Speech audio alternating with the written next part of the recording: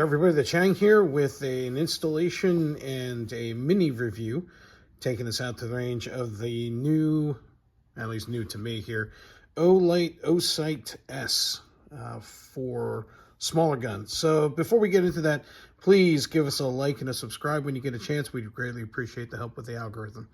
So I am not a huge fan, I'm going to preface this here, I am not a huge fan of OLight products, and it's just because I've had some pretty negative experiences with their flashlights. I am one of those people that had a flashlight catch fire. So I've always really just seen the brand OLight and just decided to stay away from them. I have a lot of people in my circles that have had great success with them. So I've recently made several purchases that require red dots and not made of money. Classes have been slow recently. So I figured I might as well pick up a budget option here and go ahead and try it out, give them a shot, and install it. So a couple things very unique about this. This is the S version, so it's the version that sits on slimmer model guns. This is, as you can see, a P365 slide. So it is the RMSC cut, and that's what this is. So it should bolt directly on to this. As you can see also here, I do have the Radiant Ramjet and Afterburner. That's going to be a different video, and that's coming. I'll put a card right about here. I bought a P365 Fuze that I've turned into a project gun that I'm going to be using as my teaching platform. So packaging wise, taking a book from Apple, got all kinds of cool stuff in here. Here is the sight itself. I've got they call it green, olive green. It's a very tan type green. There's the charging point, internal. It's got a internal battery. Here's your charger. So the sight snaps into the charger. It's magnetic. You see, I have this so not only the sight but the charging cap itself fully charged. You can tell what level you're at by pressing this button on the side. When it came to me from the factory sealed box, it was at 25% and took about 25 minutes to go all the way up to 100%. The sight itself was also about 25%, and it took about 20 minutes to get to 100% as well. So nice, easy to reach buttons on the side. I'll let you know how I feel about the adjustment turrets when I get it out to the range. It is supposed to be shake awake. I am seeing the dots on. I can't. There it is. So it's a 2 MOA circle with a 2 MOA dot with a 32 MOA circle. So the standard donut of death that I like all my dots to be. So we're going to set this off to the side. It is going onto this slide. First things first, do a little bit of dry fitting. Yep, it fits good. I have pre-prepped this slide with some rubbing alcohol to make sure that the screws and stuff fit. So I'm just going to close this portion up for now. Charging cable, lanyard, and tools are all in here. If you take all these boxes out, you'll see their instructions are here. They are packed very nicely. There is a read me first card, so definitely check that out so you know how to do your adjustments and all that. And the owner's manual is going to be in a whole bunch of different languages. So we'll get this back in here. Several different types of screws. We're going to figure out your charging block is going to be here. And like I said, your cables and stuff are in here.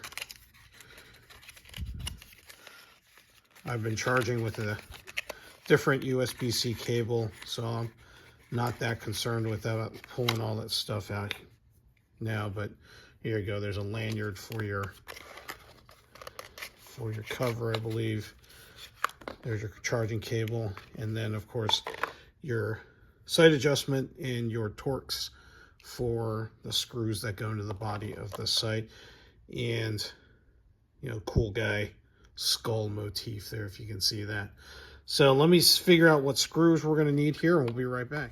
All right, so figured out that we're going to use the M3, so this is pretty cool. All of your screws come in this little thing. They come in a pillbox form here. They slide in and out. They definitely made this pretty fancy here. We don't need, I think that's a short one. Yeah, we don't need that one. So for this SIG slide, we need their marked M3, and we're using the slightly longer length. Also, I made a mistake earlier. I said this was probably a charging block. It is not. It is just a cloth bag. So it's a standard USB-C cable. They do have something in the instructions about making sure it's at the correct amperage level so that you can charge quickly enough. Cool thing about their directions as well, they do have torque values.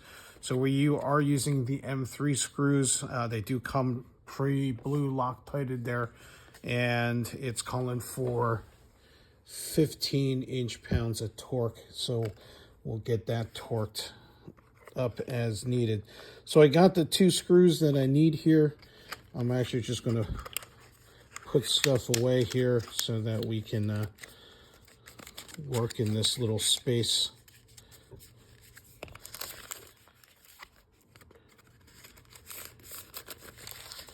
So far impressed with the packaging, at least, but we'll see how the actual tech works out for me when we get to the range here. So the lanyard they have allows you to run it through this charging cap so you don't lose the charging cap. But I don't know how much use I'm going to have for that charging cap. I'm going to see how long the battery actually lasts as well. So the Torx bit I'm going to be using is a 10. I'm going to take the barrel recoil spring out here of this XL's. Actually, you know what? I'm not. So, because I'd have to undo that. Give me a second. I'm going to undo this thing so I can take it apart here. Hold on.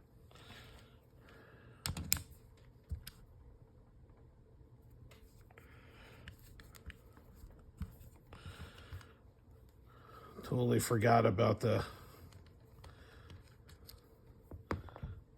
ramjet afterburner setup here. Take that out. That'll make it much easier to work with. All right. Let's go ahead and get this first one started.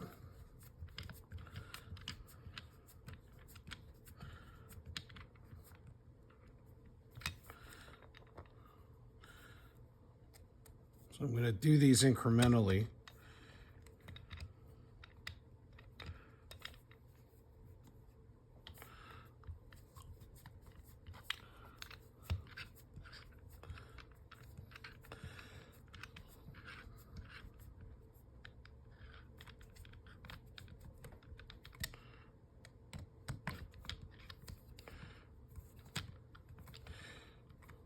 If you're using a bit driver like mine, I'd highly recommend getting longer bits. If you're using their supplied tool, you're not going to be. I'm already putting marks right along here. I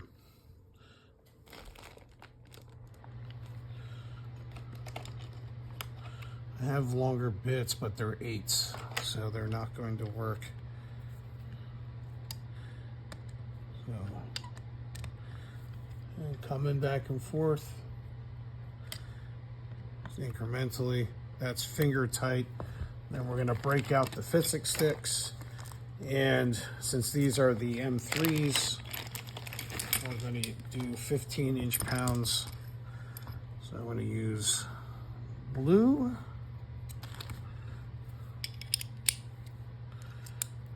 Let's go ahead and get that side torqued over to 15. There's 15 on that side. And there's 15 on this side. All right. So that is all that's required to actually get the sight on. Now I'm going to go through my staking process, which you've all seen me do before.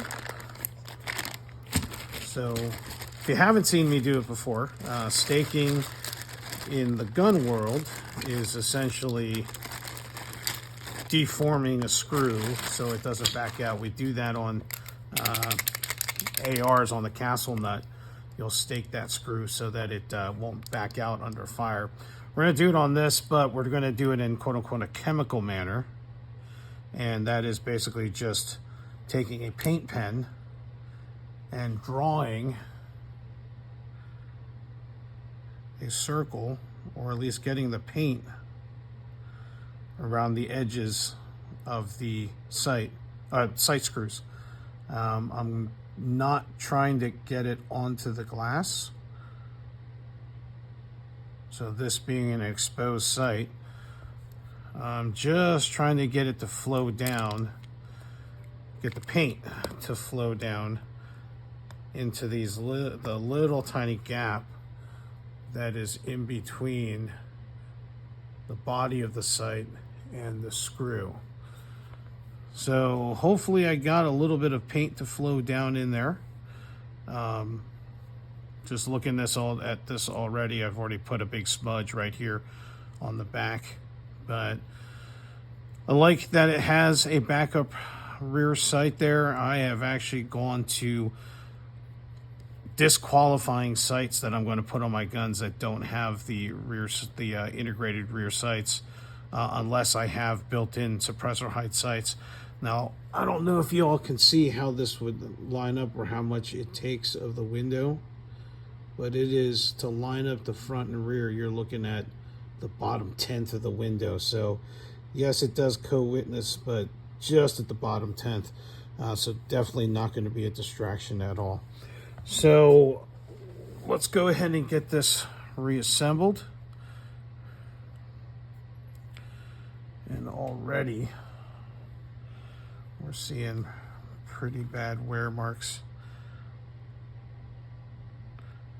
from firing. So I'll be talking about that in the review video for this ramjet system.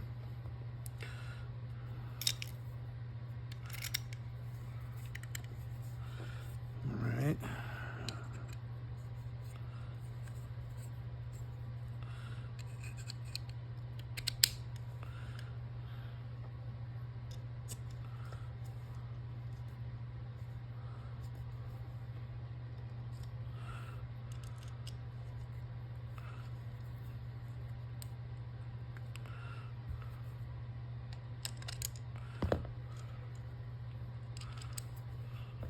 All right, so